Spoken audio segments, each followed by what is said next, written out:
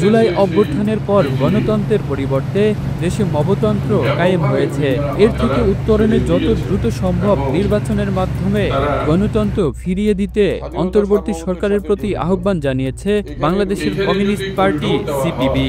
সকালে চট্টগ্রামের চেরাকি পাহাড় আয়োজিত সংবাদ সম্মেলনে এসব কথা বলেন সিপিবির সভাপতি কমরেড মোহাম্মদ শাহ আলম। স্বৈরাচারের পতন হয়েছে, দেশে গণতন্ত্র আসে নাই, দেশে মবতন্ত্র কায়েম হয়েছে, মবতন্ত্র কায়েম হয়েছে।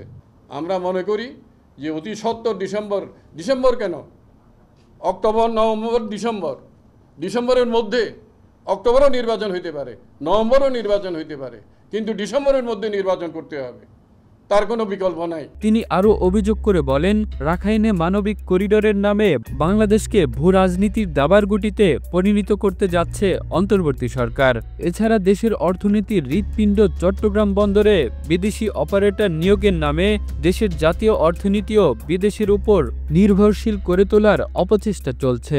দেশের স্বাধীনতা সার্বভৌমত্বের সঙ্গে সরাসরি সম্পৃক্ত এসব স্পর্শকাতর বিষয় নিয়ে সিদ্ধান্ত নেওয়া অন্তর্বর্তী সরকারের কাজ নয় বলেও মন্তব্য করেন সিপিবির সভাপতি।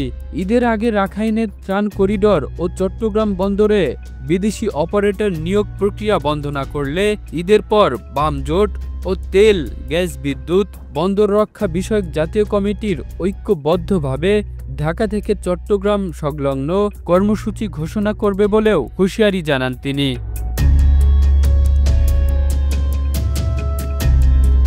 Kamrul Islam, the News Bangladesh, national desk.